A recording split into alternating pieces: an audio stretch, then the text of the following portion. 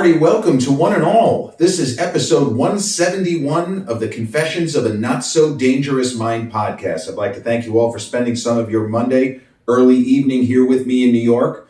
If you check out this episode on the YouTube channel, haven't done so already, please click like, subscribe, comment, share, turn on those notifications. Or if you catch this episode on the audio platforms such as Spotify or iTunes, same general rule applies. Click like, subscribe, share, turn on those notifications. So this was a little bit of a dual episode, not D-U-E-L, D-U-A-L. This will be the 8th entry in our ongoing series of guilty pleasure movies. And the movie in question, as luck would have it, celebrates, so to speak, its 30-year anniversary today. Released at theaters April 29th, 1994. The movie is Alec Kashishin's comedy drama With Honors, starring another Gen X, one of our guys, Brendan Fraser. Now, Alec Kashishin is somebody whose name I had not heard of until he directed the really solid gold Madonna documentary, which was released, I believe, March of 1991, give or take, which followed Madge on her now beyond legendary, beyond iconic, practically revolutionary Blonde Ambition tour. The tour that she was on whilst promoting the movie Dick Tracy with her then boyfriend, Warren Beatty. Yes, the Warren Beatty. His direction of that documentary was spectacular. He had so much footage, and he had that kind of radar sense to figure out exactly, because I can only imagine how much great footage there was of Madonna that he ended up not using, because she's one of those people. She was a reality star before there was such a thing as reality TV. And she loved the process. She rarely seemed to get bored with the fact that Alec and his crew were, they were constantly around. Some of the dancers and the people she was working with on the tour presumably got frustrated, but Madonna was almost always on. And she did, as presumably because they still had a friendship even a few years after the movie. For me, it's one of my favorite Madonna songs, the song I'll Remember, which was, I believe, written specifically for the movie With Honors. I don't think it just appeared on the soundtrack. In other words, my memory of it is that Alec might have asked her, could you come up with a song, or some combination of she pitched some ideas and he said, let's do it. But I think that she specifically for that movie, not that one of her songs ended up on a soundtrack, because there is a difference. And the reality is that With Honors is not a very good movie. It's not that good. The Rotten Tomatoes score is in the teens, which, again, people say I don't listen to the critics, but it is exceedingly rare that a movie that scores in the teens on Rotten Tomatoes, which would mean that less than 1 out of 5 critics would even recommend you see it. Because just because something is fresh doesn't mean they give it a ringing endorsement. 2.5 stars or better might merit a fresh, at least if we're going on a 4-star system. With Honors is not a good movie, but it has a lot of really good elements and a slam bang cast, and Brendan Fraser on the rise. And in 1994, he had 3 major studio features that came out the same year. Very unusual. It means that he didn't take any time off. He was busting his ass the whole year. But he had With Honors early in the year. And he did a shitty, terrible movie, which I want to say came out in the summer of 94, but it could have been later, called Airheads, with a young Adam Sandler, who also was on the rise. And he did a baseball movie, which was pitched incorrectly as a straightforward baseball film, when it was even more of a fairy tale and a fable than The Natural, called The Scout, where he basically plays the unlikely named Steve Nebraska. He's the greatest pitching prospect of all time. He throws 115 miles an hour. Nobody can hit him. The Yankees end up signing him, and George Steinbrenner plays himself. Albert Brooks plays, I guess, the chief scout for Steinbrenner. As a Yankee fan, the movie is a rip. It's not that good, though. If you're just a general baseball fan, it's not going to work. And Brendan's character is so bizarre and kooky, I feel like the eccentric stuff, it doesn't play that well. So that movie is not really very successful. It didn't make money, and it's just not that good. It's okay. Airheads bombed. And With Honors did just okay at the box office. It grossed around $20 million. It should have, if it had been a better movie, it would have grossed more. But the film is interesting from the time capsule perspective to see Brendan so young and playing a very earnest character, a very sincere and serious young man in that era. He had done School Ties, which is a kind of a family favorite. A number of people on every piece of my family love that movie. He's very strong in that film with Matt Damon, people that ended up becoming, if anything, bigger stars than him. Chris O'Donnell was in that movie as well. Just a tremendous cast. But what Brendan does in With Honors, he's better than the material. And one of his co-stars, Patrick Dempsey, is way better than the material. And Patrick Dempsey is such a talented actor, whether he's in, horror movies like the Thanksgiving film from Eli Roth, whether he's playing on television, as we saw with so many years, Dr. McDreamy. What a great nickname for a character. Patrick Dempsey, though, he was in a number of lead films in the 80s into the early 90s, movies like Run, which I remember made a splash in 1991. But then he started playing supporting roles by the mid-90s in movies like With Honors, and then more famously in Outbreak, where he just fucking kills it as one of the first people to get this deadly Mataba virus, essentially this planet killer. The film, though, pivots on the character played by Joe Pesci. And it's, with all of the good elements that this movie has with the cast, including Joe Pesci, who had won an Oscar for Goodfellas, and he's a fucking riot. I don't care what anybody says. He's hilarious, but the character doesn't make sense. The character is not logical, meaning that his presentation, where he is at the start of the film, I understand that they explain it, but it doesn't pass the so-called smell test. Like, I didn't buy, okay, this guy is here. Didn't buy it. But Pesci's performance is very strong. He balances comedy and drama and pathos, and a man who has a lifetime worth of regret. He sells it, even if the character is absurd and this would never happen this way. Young actress at the time, Moira Kelly, who had been in a film called The Cutting Edge with D.B. Sweeney. I remember that came out when I was still in high school, and a lot of people saw it. It's okay. She plays a figure skater, and D.B. Sweeney plays a hockey player who ends up getting into figure skating. It was kind of a cool concept, but she was a very kind of likable, vibrant presence on screen. And in this movie, it's kind of a thankless role for her. And speaking of thankless roles, the actor, not the baseball player, Josh Hamilton, completely thankless role. Like, he's the asshole roommate for 90% of the film. And they get some laughs because his character is so stiff.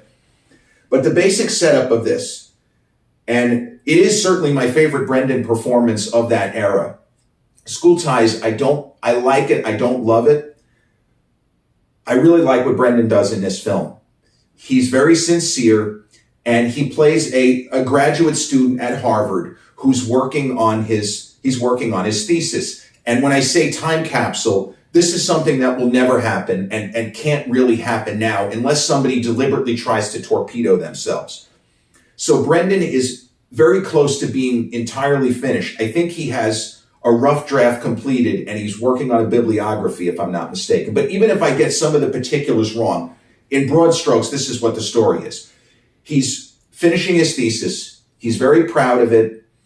And he thinks it might help him graduate with honors. I'm trying not to do the air quotes as much. It's very difficult. But that's the name of the movie is literal.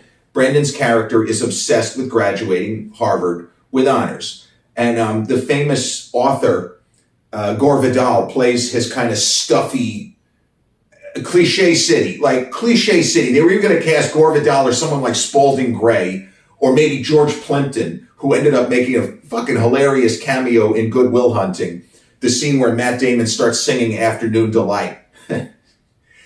But Brendan is almost finished with his thesis. And while he's getting it done, the computer craps out, the hard drive is fried, and he has one hard copy. See, this is something that wouldn't happen now. We can immediately save into a cloud. We can immediately save into a jump drive. We can have it transferred over to our cell phones. This is, relatively speaking, Stone Age technology that he's dealing with. Even though the internet was kind of, some people had Mindspring and Earthlink by this point. I knew some people in college. I wasn't on yet. But this kind of thing could happen in 1994. So he has the actual pages, and he's already freaking out, even though he has the pages. He said, I'm going to make another copy. So it's late at night, it's freezing, it's icy, and he slips on the ice, and he falls, and he injures himself. But the fact that he injures himself is not really that important. The pages go down great. And a man by the name of Simon Wilder, that's Joe Pesci's character, who appears to be just a random homeless guy, takes custody of significant amount of his thesis. And so begins an arrangement between these two guys that for each act of kindness that Brendan, even though he's coerced, does for Simon, Brendan's character's name is, it's funny that I can't remember his name. Oh, Monty, that's right. Montgomery. I just see the actor in this movie. I see Brendan. And when I think of him in this film more so than, let's say, George of the Jungle or The Mummy, because this was a movie of his that I saw by far the most. This is another film, again, guilty pleasure. You could have asked me in 1995 when I was at NYU Film School and this film was aired over and over and over and over on HBO and Cinemax. You a fan of this movie? Fucking love it. Is it good? No, it's terrible. It's terrible, but it has elements that I love. Guilty pleasure. But for each act of kindness that Brendan gives him a meal, lets him spend the night in the apartment with his housemates, two of whom get along with him. Patrick Dempsey and Moira Kelly immediately connect with him, or almost immediately. And Josh Hamilton is like the fuddy-duddy. But for each act of kindness, and he always calls him Harvard, never calls him Monty, calls him Harvard, almost like taking a crack at him. Like you're just going to be a spoke in the wheel. You're just going to be part of the system now. You think you're some hotshot intellectual. You're nothing. So they have this kind of contentious thing which develops into an actual bond, because I guess we're supposed to believe that the Monty early in the film, while very intelligent, an achiever, and focused, he's not just some random guy who got into Harvard. He's a hardworking, very centered and intense personality. It's part of his problem, and we can't see the forest for the trees. He can't see that Moira Kelly's character, Courtney, she has really got very serious designs on him, and he thinks she's hot, but he's focused on everything but what really matters. Life lessons by the homeless guy. And if it was just that, it would be even more absurd. But there's more to Simon than just the fact that he's a homeless guy who seems to know everything. Through the course of the story, Monty learns a certain kind of humility, and that maybe some of the intellectual concepts that he has been taught, he has read about, he has studied, they're not really accurate in a real world scenario such as the one he finds himself in. Because Simon is a good person. He's not, yes, he's taking advantage of him to a point, but the idea is he needed a comeuppance. That even though he was working hard, he needed to see the world through different eyes. And that is what the character of Joe Pesci as Simon gives him. He gives him the gift of sight and a gift of don't let opportunities pass you by. And there are moments in the film where Pesci seems to be talking about the fact that your roommate here is as smart as you, she's a lovely person, and she's seriously got designs on you. Whether or not she's currently seeing somebody, don't make a mistake here. Life is too short. Life is too short. Oh, well, she's just my friend. That's great. That's terrific. Don't let it pass you by. Don't stand on ceremony. Sometimes you have to take a risk. Risk getting hurt, risk rejection, risk failure, just like anything else. And it's like, as the story goes on, and Joe's character seems to, having some health issues, he joined the Merchant Marine. Unfortunately, there was asbestos on the ship. And this is something that happened to a lot of people who were in hard labor jobs, even school custodians. My old elementary school, which is still there, God bless, Massapequa, Fairfield Elementary in Massapequa, I should say, a red brick. I mean, you want to talk about apple pie, Americana, right? A red brick elementary school. It's probably about 100 years old now. I think it was opened in 1930 or 31. I'm not sure about that, but a red brick school. And in the basement, in the gallows of the school, they had asbestos because they were trying to keep the people warm. These are the kinds of things that happen. They didn't know that it was going to lead to mesothelioma. So Simon's character has mesothelioma from being around asbestos for all these years. And I would say that as the story goes along, his character becomes less cranky, oddly enough, and more where every action of his is informed by a certain humanity.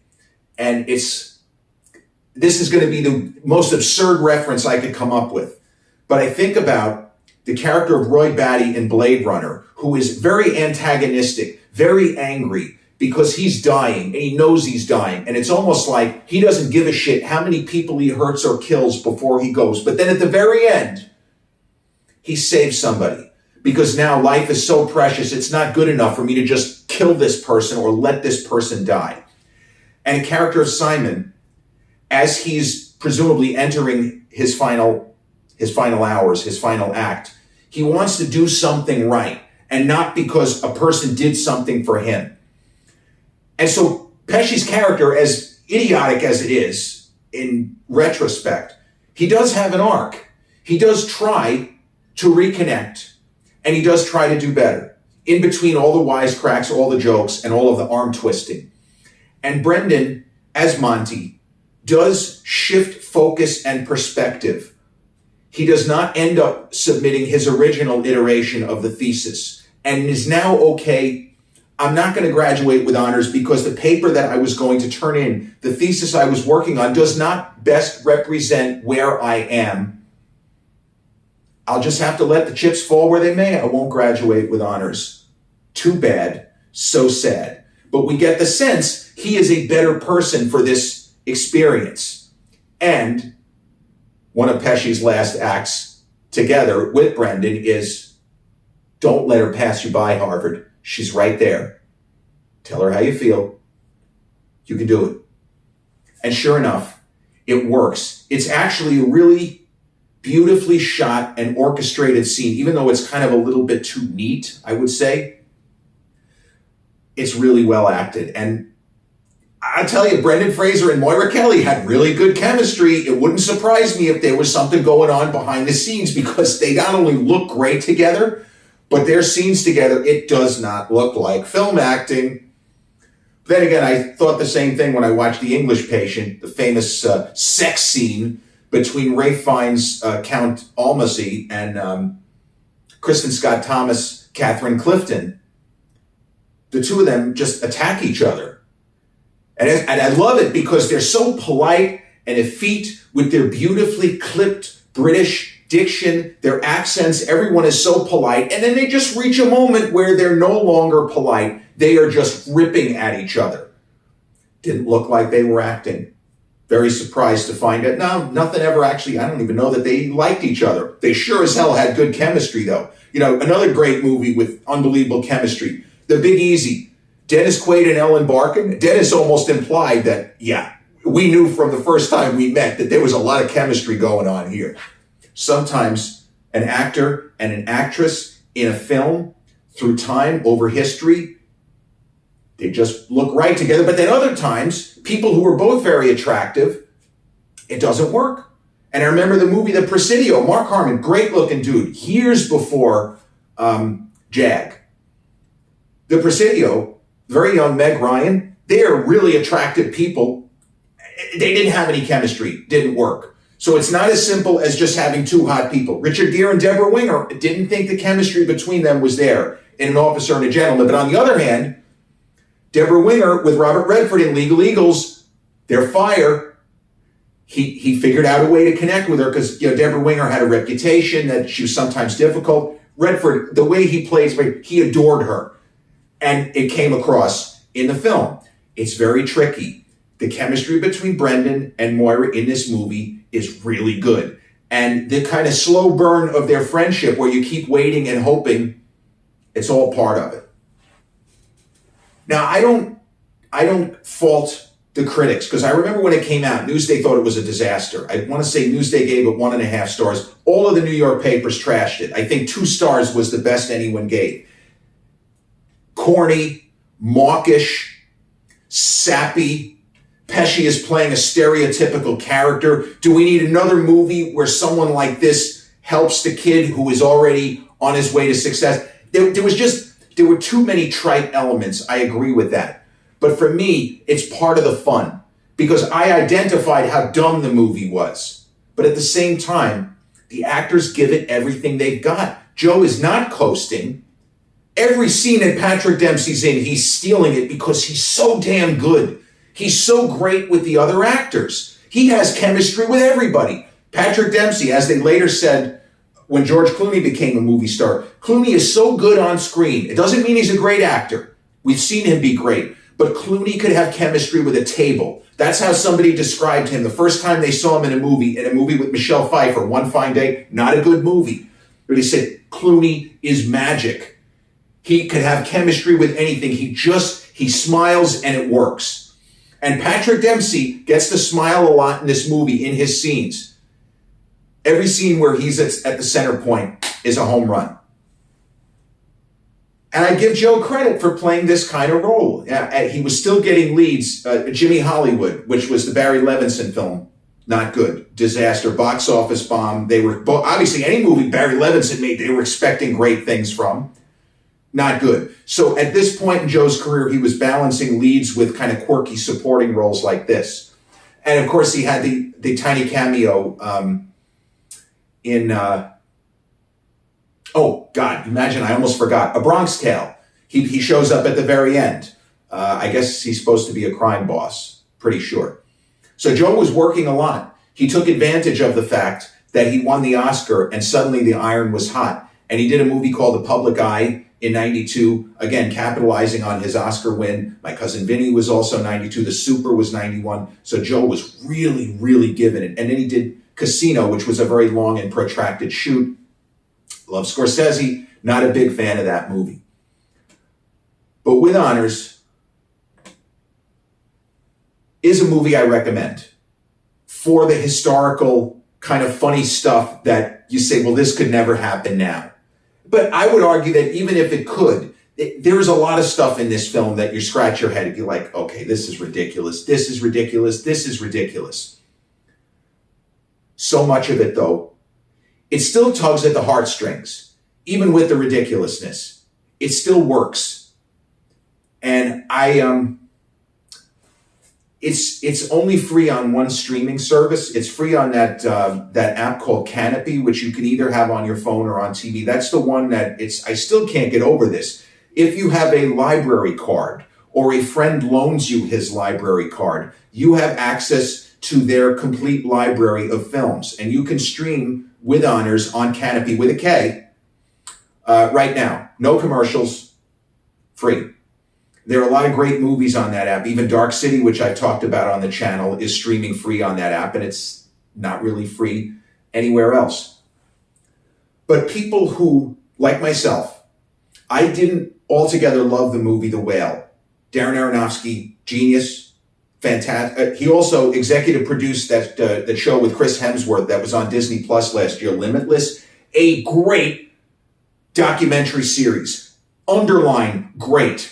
If you are even the slightest, if you like Chris Hemsworth even a little, that documentary series is incredible. And Aronofsky was the point man, and he did a fantastic job getting everything together.